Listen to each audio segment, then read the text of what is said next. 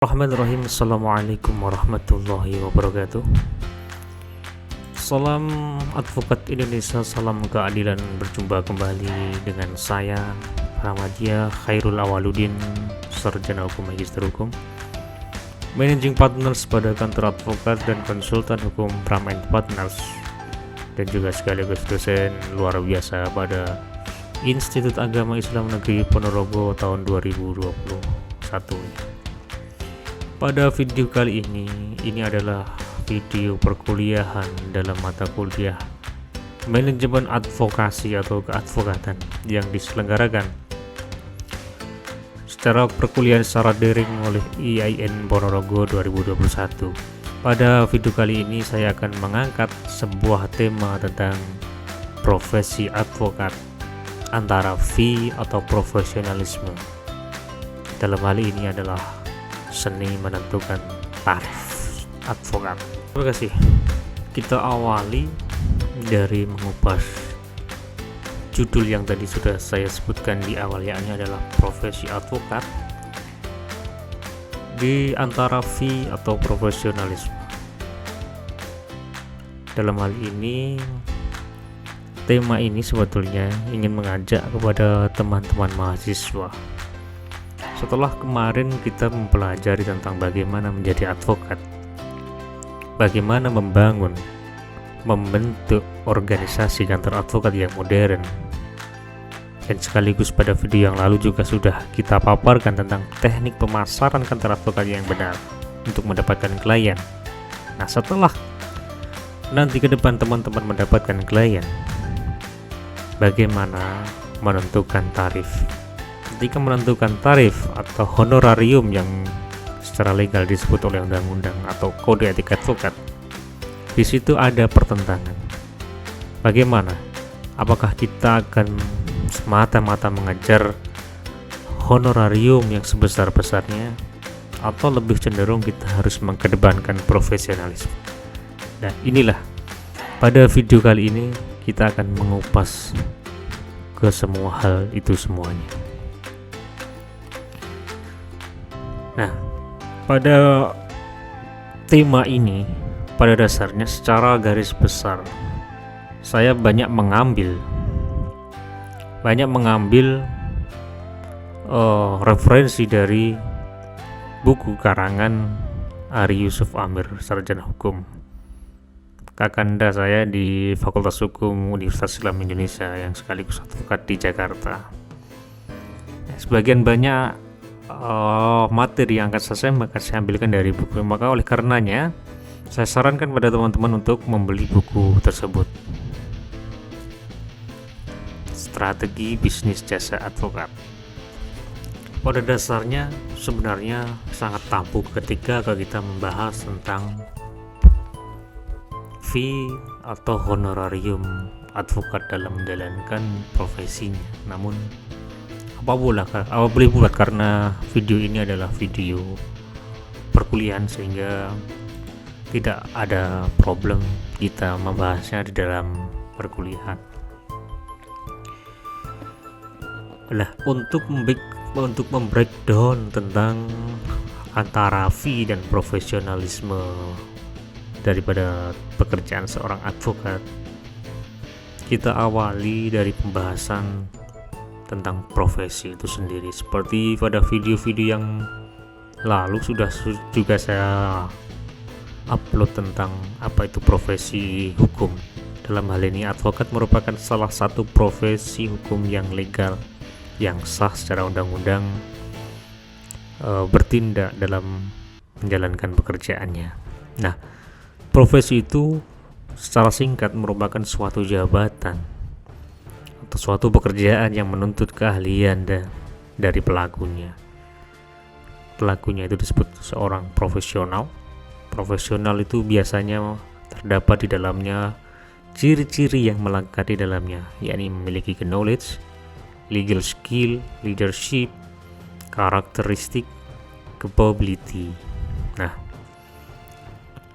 dalam tataran hal tersebut, advokat merupakan salah satu profesi.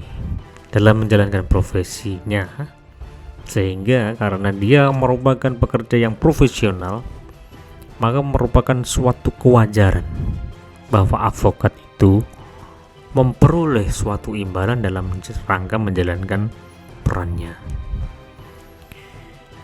Nah, mengapa advokat itu wajar mendapatkan fee atau keuntungan? Nah, minimal dari yang saya sarikan dari beberapa buku dan peraturan perundang-undangan dan juga dalam praktek di lapangan, ada 5 hal yang mendasari advokat itu wajar menerima honorarium.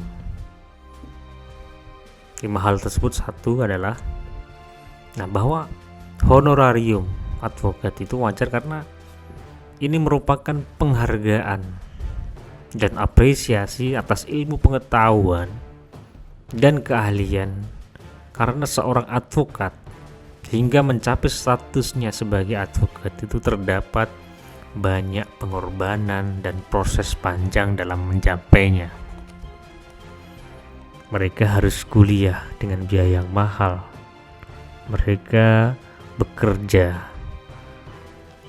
Mereka mengeluarkan segenap tenaga, mengeluarkan keuangan dalam rangka untuk menempuh statusnya sebagai advokat.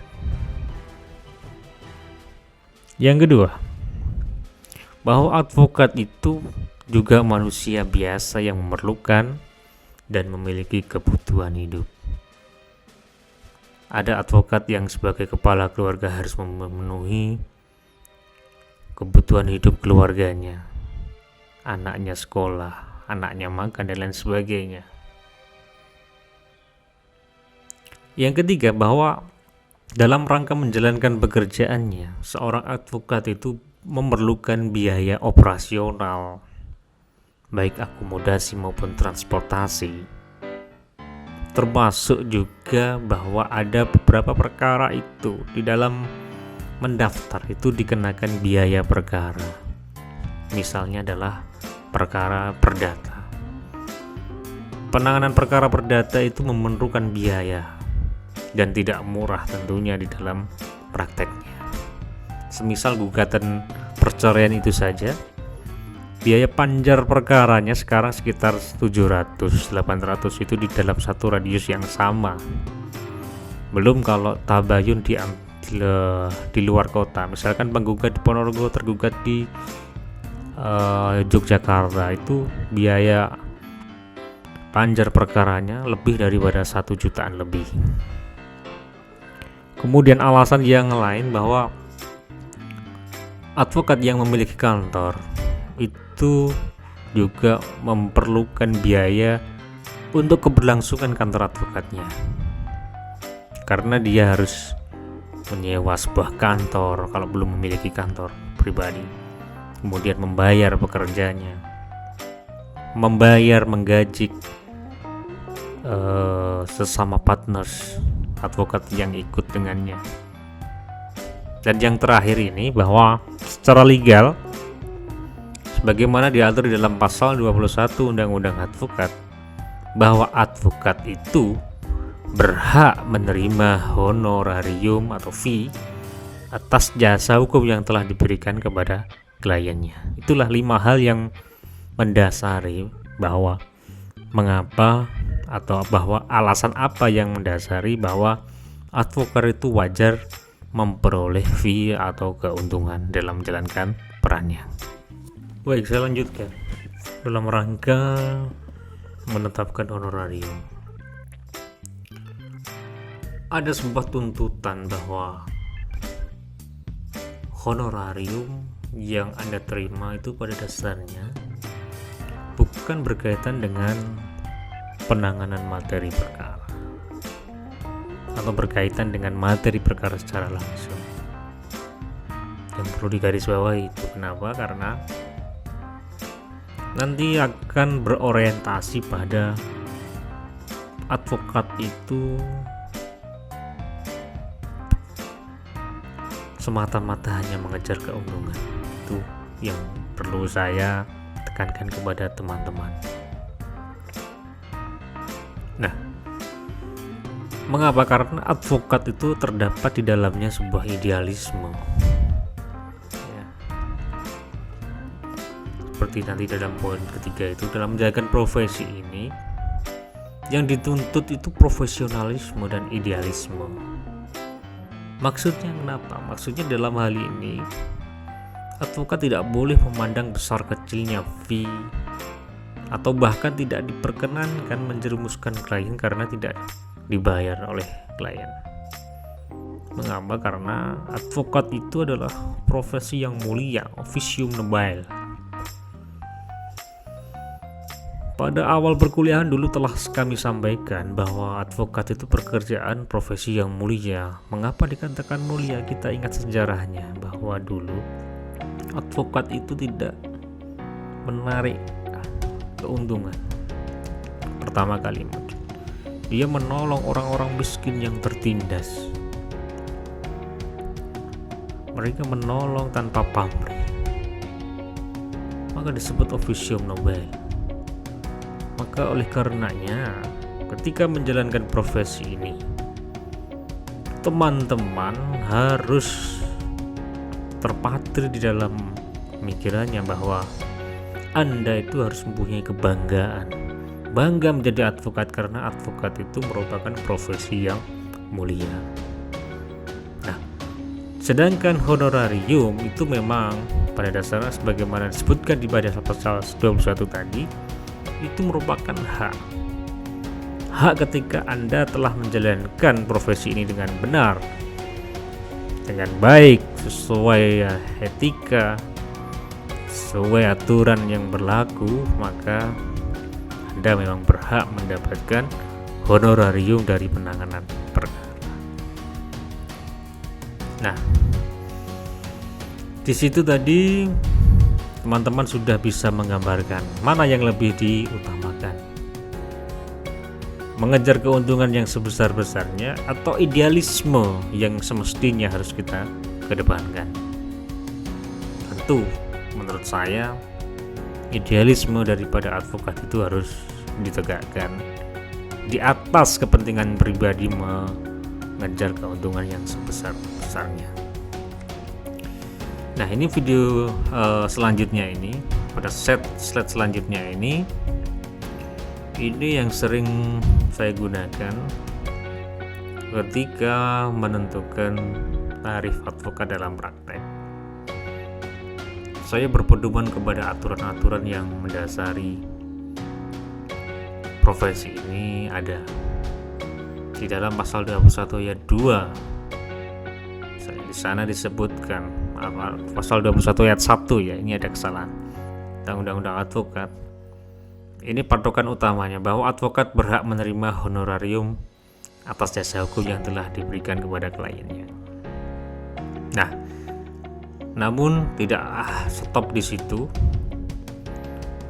Tentu teman-teman harus juga melihat pasal 21 ayat 2-nya, yang dimana berbunyi bahwa besarnya honorarium atas jasa hukum sebagaimana disebut pada ayat 1 itu ditetapkan secara wajar berdasarkan persetujuan kedua belah pihak.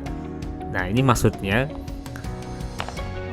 pada poin intinya itu adalah kesepakatan. Memang kesepakatan itu tentu harus mengedepankan kewajaran. Wajar di situ apa? Nah, dalam penjelasan Undang-Undang Advokat dijelaskan bahwa secara wajar itu merupakan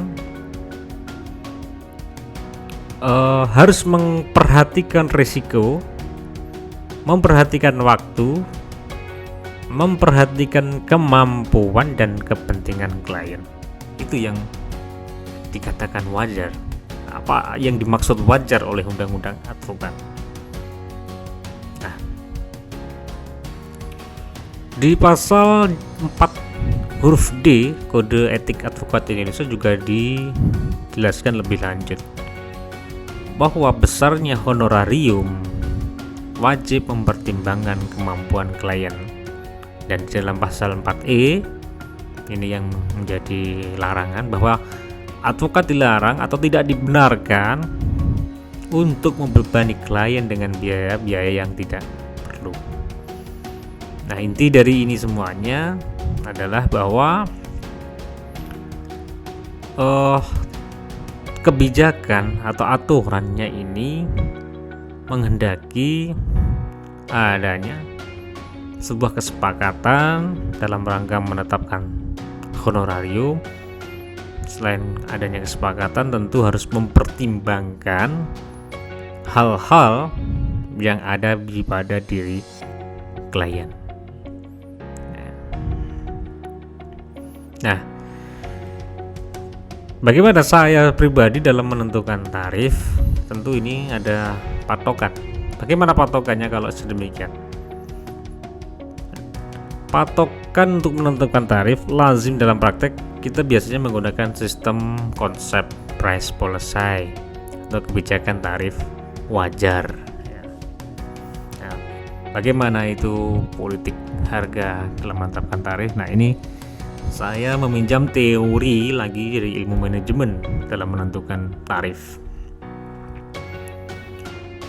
Perlu yang kita ingat sebelum kita masuk ke dalam politik tarif, pada dasarnya kita harus berusaha untuk dapat mencapai suatu usaha imbangan ya, antara harga, biaya, dan faktor permintaan. Itu yang ada dalam prinsip ekonomi.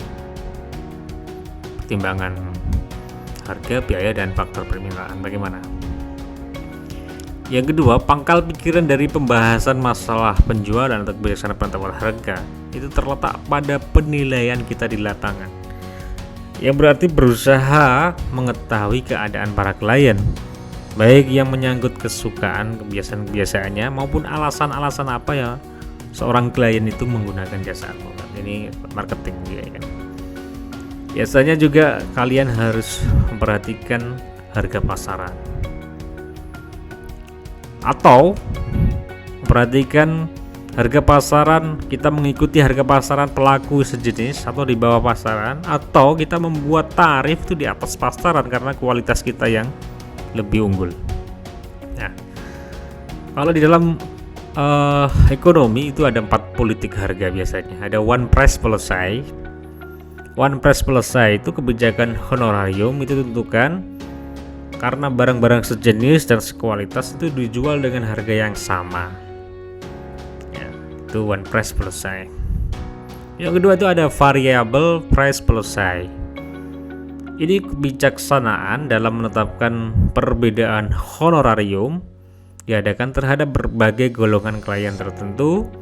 Ini tergantung pada misalnya perbedaan kedudukan sosial klien, bagaimana tingkat kehidupannya, bagaimana perbedaan daerah klien, dan lain sebagainya. Misalnya gini, ada klien yang dia itu adalah bos daripada perusahaan, tentu pembiayaannya akan berbeda dengan orang yang seorang misalnya mohon maaf petani, yang tentu keadaan ekonominya lebih buruk dibanding bos itu tadi, maka pada di situ dibedakan. Yang ketiga ada out price policy. Penetapan harga ini dimaksud dengan mengadakan selisih harga sedikit di bawah angka yang bulat.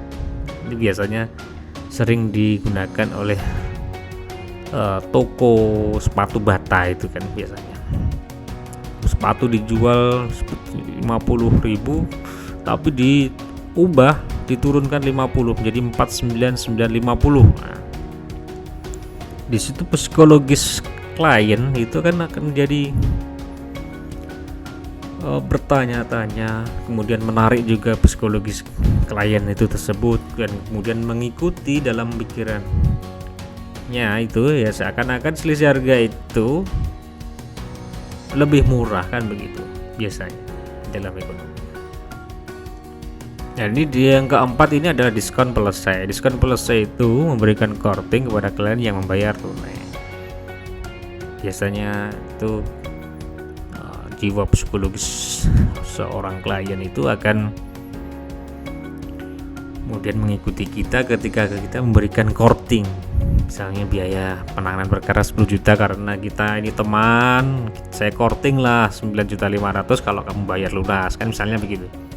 Orang itu pasti akan menggunakan jasa kita. Nah, ini lanjutan. Saudara pada dasarnya diperkenankan menggunakan politik di atas. Namun yang menjadi catatan adalah bahwa bisnis hukum advokat, tarif advokat itu tidak dapat dirumuskan secara pihak berdasarkan hukum pasar. Nah, kemudian setelah teman-teman mendapatkan klien dan klien tersebut sepakat menggunakan jasa hukum daripada kantor kita, ini saya syaratkan untuk membuat kesepakatan itu ke dalam sebuah kontrak pekerjaan jasa hukum untuk menjamin kepastian, menjamin pembiayaan daripada kontrak kerjasama ini. Nah, biasanya ini dalam kontrak yang kita buat itu biasanya itu secara umum biaya yang kerap diterapkan law firm itu meliputi misalnya ada konsultasi fee. Apa itu konsultasi fee? Itu beban biaya dalam mempelajari, memeriksa berkas perkara. Nah, biasanya kalau di dalam law firm yang terkenal mempelajari, memeriksa berkas perkara itu dibuatkan yang namanya sebuah legal opinion, kan gitu. Nah, biasa konsultasi ini bisa termasuk juga jasa konsultasi, kan gitu. Nah, namun rata-rata pembiayaan ini kemudian ditiadakan jikalau perkara itu kemudian dilanjutkan ke proses litigasi, kan gitu. Ya, karena biaya itu sudah include digabungkan ke dalam lawyer fee. Kemudian yang kedua itu lawyer fee. Lawyer fee itu apa? Imbalan yang diperoleh dalam pengurusan perkara guna memberikan pelayanan hukum untuk kepastian agar pembayaran lawyer fee itu dibayar sebelum penandatanganan kuasa. Nah, ini lawyer fee itu imbalan yang diperoleh karena kita mengurus sebuah perkara.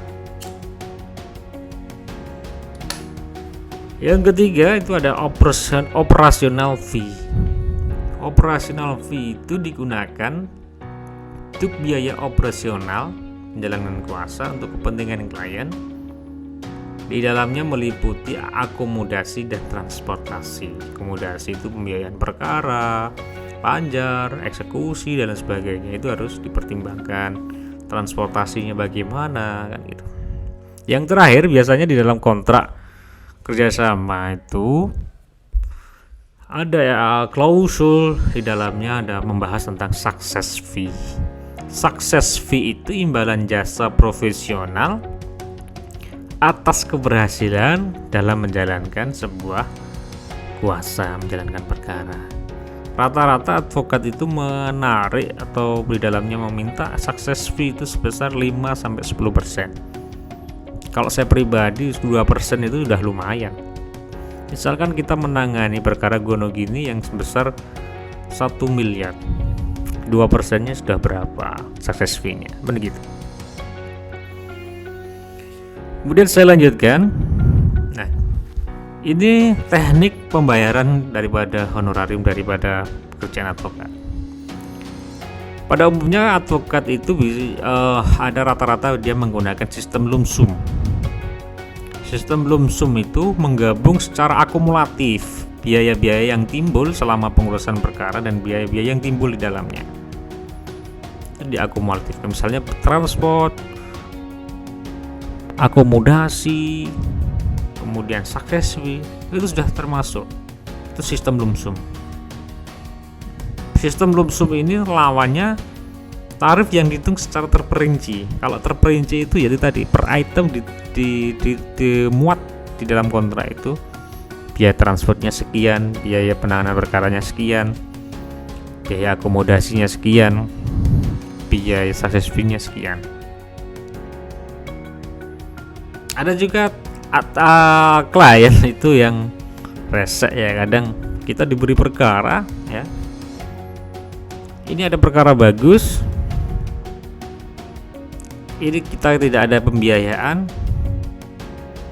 Kalau menang baru kita bayarkan. No win no pay, kadang kan gitu, ada yang seperti itu ya. Tapi kalau menurut pribadi saya itu tidak benar ya, karena kita harus profesional, sehingga apapun boleh buat, penanganan perkara mesti harus dikenakan pembiayaan. Kalau saya pribadi, saya jarang dan bahkan tidak pernah menangani perkara yang tidak ada pembiayaannya, karena risiko gitu. Yang keempat, honorarium advokat itu berdasarkan porsi keuntungan yang dimenangkan klien ya. Terus kemudian, nah ini yang perlu kita pelajari, alasan-alasan klien itu memilih jasa advokat yang mungkin bisa dijadikan pegangan dalam menentukan tarif. Misalnya, kenapa klien itu memilih advokat itu karena faktor trust. Advokat itu dapat dipercaya, dapat memenuhi kebutuhannya. Oleh karenanya, jagalah trust. Maka sering ada kata moto yang terus di kaos-kaosnya para advokat itu, trust me I am lawyer, call me, trust me I am lawyer. Itu tiada lain adalah untuk menimbulkan kepercayaan klien terhadap kita. Kemudian perhatikan faktor tarif. Klien cenderung memilih biaya jasa yang lebih murah. Itu sudah rumus ekonomi dunia. Mau beli apa aja kan biasanya kita mencarinya yang lebih murah. Murah tapi berkualitas, itu yang tepat. Bukan murah tapi terjangkau dan wajar, itulah yang bagus. Keahlian sesuai kebutuhan. Nah, biasanya itu. Ini advokat ini ahli di bidang hukum pertanahan, maka saya cocok pilih untuk menangani perkara sengketa waris misalnya. Ada klien itu yang memilih advokat karena faktor populer, maka perlu citra yang baik, bukan pencitraan ya. Biasanya advokat itu cenderung klien itu memilih advokat yang dapat melindungi kepentingan, mampu memberi rasa aman, mampu meringankan beban tugas, memiliki networking yang luas. Nah, ini yang penting. Dia advokat itu memiliki rekam jejak, track record yang gemilang, sering menang di beberapa perkara. Track recordnya bagus, tidak pernah membohongi klien, bekerja dengan baik. Nah, yang sering juga ini rekomendasi atau referensi orang lain yang pernah menggunakan jasa advokat ya. Nah, ini perlu juga perlu dipertimbangkan dalam menentukan tarif ya. Nah, itu sekian dari saya pada video kali ini, semoga bermanfaat ya. Minta maaf apabila ada kesalahan dari saya. Nah, kita akhiri dengan bacaan alhamdulillah. Assalamualaikum warahmatullahi wabarakatuh. Salam advokat Indonesia, salam keadilan. Jangan lupa like, komen, dan subscribe